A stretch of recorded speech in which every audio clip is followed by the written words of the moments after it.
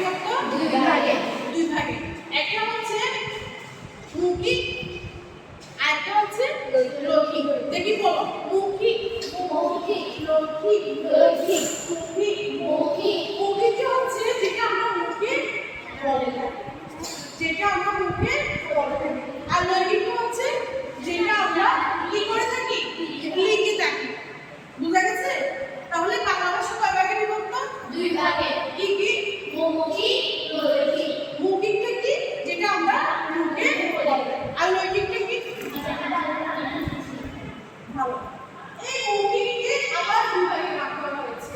একটা হচ্ছে আঞ্চলিক, আরেকটা হচ্ছে ক্রমিক। ও আঞ্চলিক, ক্রমিক। এইখানে আঞ্চলিকটা আমরা পরিভাগ করি। আমরা কোন ভাষায় কথা বলবো? ক্রমিক ভাষায়। কোন ভাষায়